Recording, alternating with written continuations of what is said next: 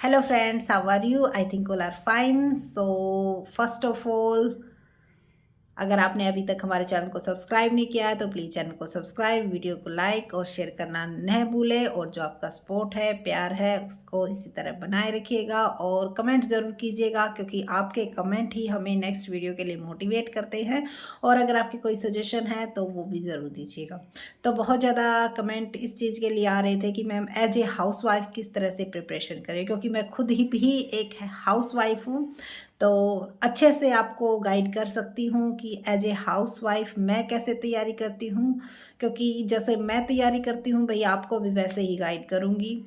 सो जो बंदा जिस लेवल पर, अगर कोई फ्री है बिल्कुल, लाइब्रेरी में बैठकर तैयारी करता है, अनमैरिड है, तो उसका जो सोचने का नज़रिया होगा वो एज ए हाउसवाइफ से अलग होगा। अगर वो हाउसवाइफ को गाइड करेगा तो इतने अच्छे से नहीं गाइड कर पाएगा, क्योंकि जिसके ऊपर, वो कहते हैं ना, जिसके ऊपर बीतती है वही जानता है। तो क्योंकि मेरे 2 बच्चे भी हैं, एज ए हाउसवाइफ भी हूँ और पीएचडी भी कर रही हूँ साथ साथ, और उसके साथ साथ मेरा जो यूट्यूब चैनल है वो भी चला रही हूँ और तैयारी तो कर ही रहे हैं। तो किस तरह से इन सब चीज़ों को मैनेज कर पाते हैं? फर्स्ट ऑफ ऑल, सबसे पहले तो आपके दिमाग में इस चीज़ को याद रखिएगा। मोस्ट मोस्ट इम्पोर्टेंट जो है वो है आप कितने डेडिकेट हो, आप कितने तैयार हो उस चीज़ को पाने के लिए। अगर आपके मन में इच्छा है तो आप हर कुछ कर सकते हो। और हमेशा मैं अपने खुद का एग्जाम्पल क्यों देती हूँ, क्योंकि अगर जो आपके ऊपर जो आपने एक्सपीरियंस गेन किया है, अगर आप वो बताते हो तो उसका इम्प्रेशन जो है बहुत ही ज़्यादा इफ़ेक्टिव होता है। तो देखो, मैं तो यही कहती हूँ, अगर आपके मन में इच्छा है, जैसे मुझे अच्छा लगता है वीडियो बनाना, वीडियो डालना, आपके कमेंट का रिप्लाई देना, तो इतना जो कीमती समय है, आपको भी पता है इतना कीमती समय है, क्योंकि एक एक मिनट हमारे लिए बहुत ही ज़्यादा कीमती है। एग्ज़ाम हमारे सिर पे आ चुका है, बहुत ही कम डेज जो एचपीएससी के हैं, और ईएमआरएस का भी इतना ज़्यादा टाइम आपको नहीं मिलेगा।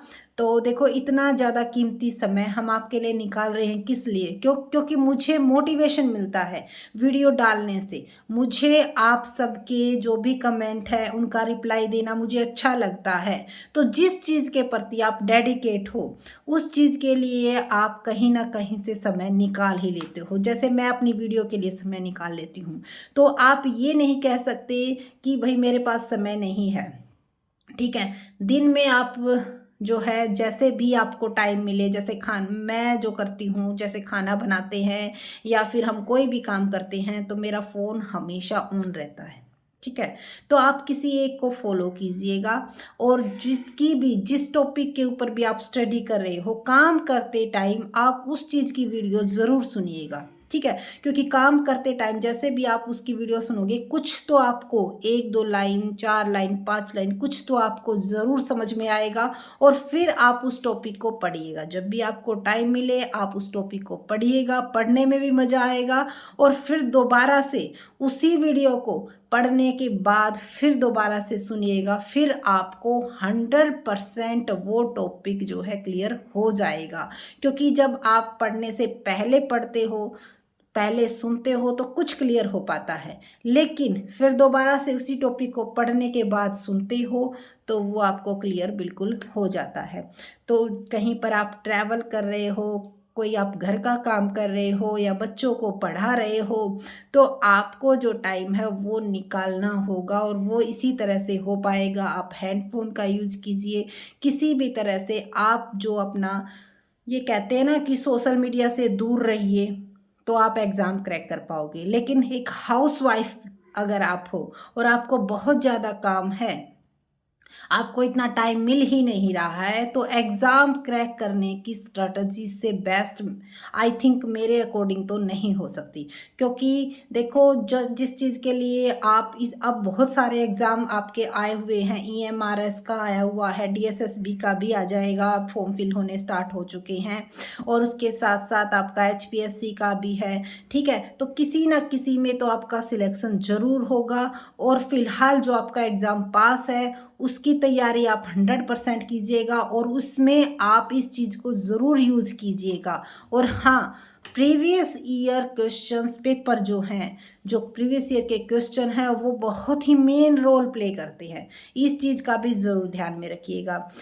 तो जो हाउसवाइफ़ है उसके लिए तो मेरा यही सजेशन है कि आप अपना जितना ज़्यादा हो सके, देखो ये तो है नहीं कि कई बार क्या करते हैं, हम फ़ोन को यूज़ करते हैं तो जो हमारे लिए, हमारे साथ भी कई बार ऐसा होता है कि जैसे शॉर्ट वीडियो देखने लग गए या फिर कोई ऐसी वीडियो देखने लग गए जो हमारे लिए काम की है ही नहीं, और जब हमारा 1-2 घंटा चला जाता है उसके बाद हमें पता चलता है अरे आज तो सारा टाइम वेस्ट कर दिया।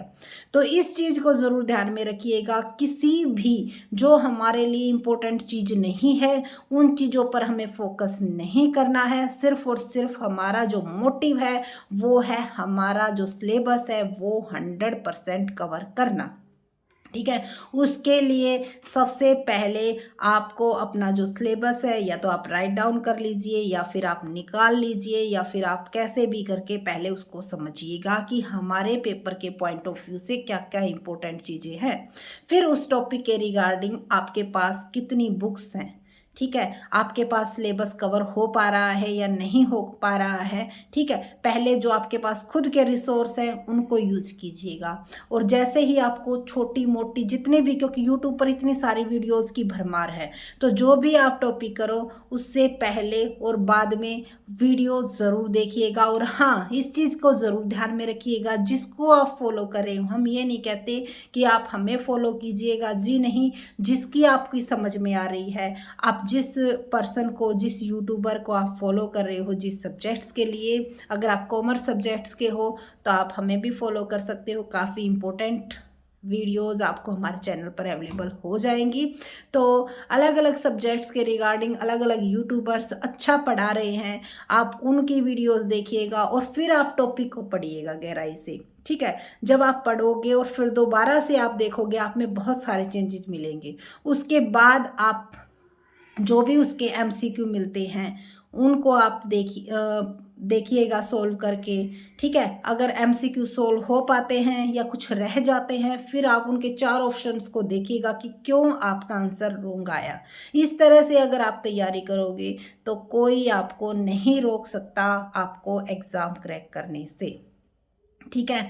तो ये ज़रूरी नहीं है कि सोशल मीडिया से दूरी बनाई जाए तभी आप एग्ज़ाम क्रैक कर पाओगे। सोशल मीडिया से दूरी उन बच्चों के लिए अच्छी रहती है जो बच्चे कम से कम 10-10, 12-12 घंटे लाइब्रेरी में पढ़ते हैं, जिनके पास इतना टाइम है, तो उनके लिए ये कह सकते हैं कि उनके लिए ज़रूरी नहीं है कि फ़ोन का यूज़ किया जाए तभी तैयारी होगी। जी नहीं, बुक से तैयारी 100% अच्छी होती है, लेकिन अगर हमारे पास बुक पढ़ने का टाइम है ही नहीं, तो हमारा जो सेकंड रिसोर्स होता है, ज़रिया होता है, वो है हमारा सोशल मीडिया, हमारा फ़ोन।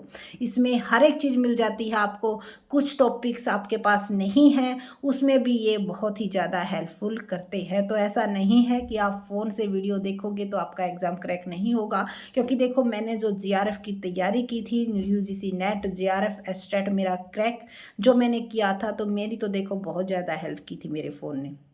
मेरे मोबाइल फ़ोन ने बहुत ज़्यादा हेल्प की थी और उसी टाइम मैंने मोबाइल फ़ोन सिर्फ़ और सिर्फ इसी चीज़ के लिए परचेज़ किया था कि कुछ चीज़ें ऐसी थी जो कि हमारा बहुत ज़्यादा गैप पीरियड आ गया था, तो उसके बाद जो चेंजेस थे जो हमें मिले वो सारे हमें फ़ोन के ज़रिए ही मिले। कुछ टॉपिक थे जो हम नहीं, कहीं से भी नहीं मिल रहे थे, वो एक ही रिसोर्स था हमारा फ़ोन, ठीक है? तो ऐसा ज़रूरी नहीं है कि आप फ़ोन को एक साइड में करो तभी आप जो है अपनी तैयारी कर पाओगे। तो मैं तो अपना पर्सनल एक्सपीरियंस शेयर कर रही हूँ, आपका क्या एक्सपीरियंस है वो भी आप ज़रूर बताइएगा और इस चीज़ को ज़रूर ध्यान में रखिएगा कि अगर आप किसी भी टॉपिक को पढ़ते हो तो काम करते हुए ज़रूर सुनिएगा और उसके बाद उस टॉपिक को पढ़ के काम करने के, जब भी शाम को काम करो फिर उसी टॉपिक को दोबारा सुनिएगा, इम्प्रूवमेंट 100% मिलेगा।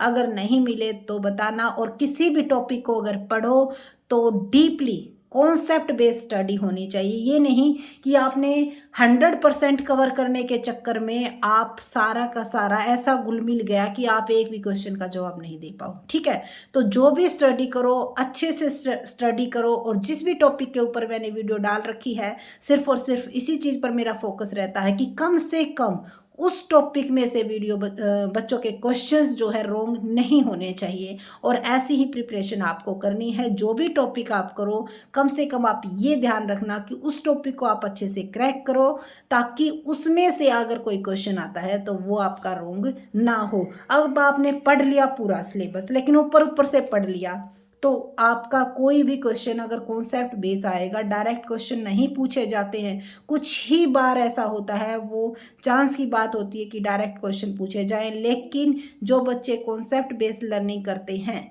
वही इंटरव्यू से आगे पहुंच पाते हैं, क्योंकि इंटरव्यू में जो क्वेश्चन आएंगे फिर आप वहां पे, या फिर अगर आप एचपीएससी की तैयारी कर रहे हो तो सब्जेक्टिव में आप रह जाओगे। तो यही टाइम है, आप जो भी करो अच्छे से करो, और जहाँ पर भी हमारी हेल्प की ज़रूरत हो तो हम हेल्प करने के लिए तैयार हैं, लेकिन ये स्ट्रेटजी आप ज़रूर फॉलो कीजिएगा। So thank you so much, और जो आपके अच्छे अच्छे कमेंट हैं वो ज़रूर कीजिएगा, ताकि हमें नेक्स्ट वीडियो के लिए मोटिवेशन मिले, और नेक्स्ट वीडियो किस टॉपिक पर हो ये भी आप ज़रूर बताइएगा। So thank you again, and please channel को लाइक, सब्सक्राइब एंड शेयर करना न भूलें। Thank you. और हमारी वीडियो कैसी लगी कमेंट में ज़रूर बताइएगा। अगर इम्प्रूवमेंट ना हो तो कहिएगा। Thank you.